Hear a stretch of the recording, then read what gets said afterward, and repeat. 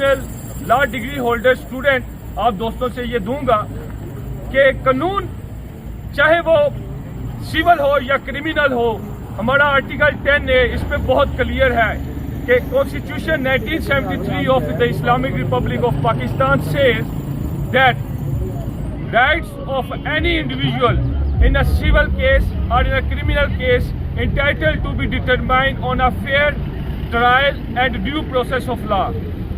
इस प्रोसीडिंग में जिसके ऊपर आज इमरान अहमद खान न्याजी साहब को फॉर्मर हमारे honourable prime minister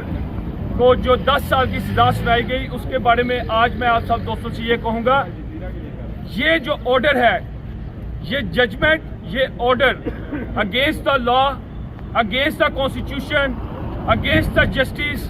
against the criminal justice, against any justice, any criminal law of any commonwealth countries, whether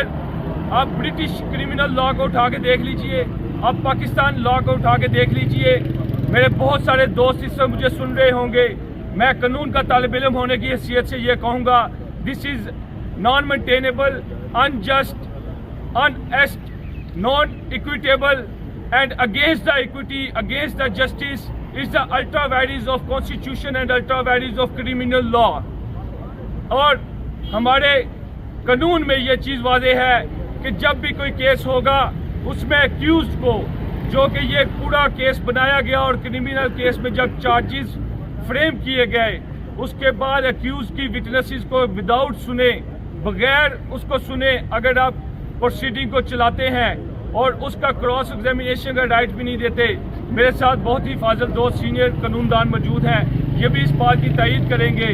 कि किसी भी क्रिमिनल केस के अंदर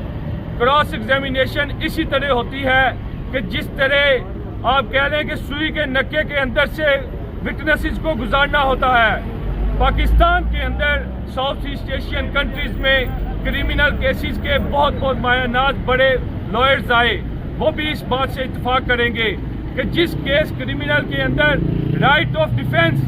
क्लोज कर दिया जाए, right of cross examination close कर दिया जाए और ड्यू प्रोसेस ऑफ लॉ को फॉलो ना किया जाए, वो ऑर्डर ना सिर्फ कानून के खिलाफ बल्कि आइन के खिलाफ भी होगा और ऐसे ऑर्डर इंडिपेंडेंस ऑफ जुडिशरी पे धब्बा है। मैं बीइंग अ लॉयर आप सब दोस्तों को बताना चाहता हूं, इंस्टीट्यूट, कॉन्स्टिट्यूशनल इंस्टीट्यूट कोई भी है, उसकी इंडिपेंडेंस और ऑब्जेक्टिविटी कभी भी कॉम्प्रोमाइज नहीं होनी चाहिए। आज इन जजेस की इंडिपेंडेंस और ऑब्जेक्टिविटी कॉम्प्रोमाइज हुई है और इस इंडिपेंडेंस और ऑब्जेक्टिविटी को चैलेंज भी किया गया। आज सीनियर लॉयर्स जो कि इन केसेस के लॉयर्स हैं, सलमान सफ्दर साहब, मैंने देखा, मैं सलूट पेश करता हूं उनकी जहानत को कि उन्होंने इंडिपेंडेंस ऑफ जुडिशरी को इस्लामाबाद हाई कोर्ट में आज चैलेंज किया और जज के ये केस सुनने की इस हैसियत को चैलेंज किया कि वो केस नहीं सुन सकता। लेकिन फिर भी जल्दबाजी में एक जज ने फैसला दे दिया, उसने अवॉइड किया ड्यू प्रोसेस ऑफ लॉ को, उसने अवॉइड किया मिस रीडिंग की ऑफ फैक्ट्स को, नॉन रीडिंग की विटनेसेस को, और जो जहां तक मेरे सुनने में आया है 11 विटनेसेस को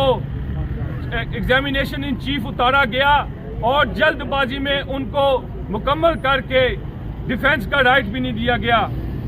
इस सारी सूरत हाल के पेश नज़र मैं अपनी कौम को बहैसियत इस्लामी जमहूरिया पाकिस्तान का एक अदना कानून का तालिब इल्म होने की हैसियत से ये कहूँगा, आज कौम को वो मार्का रूह बदन पेश है जिसका इकबाल ने जिक्र किया था, दुनिया को है फिर वो मार्का रूह बदन पेश। तहजीब ने अपने दरिंदों को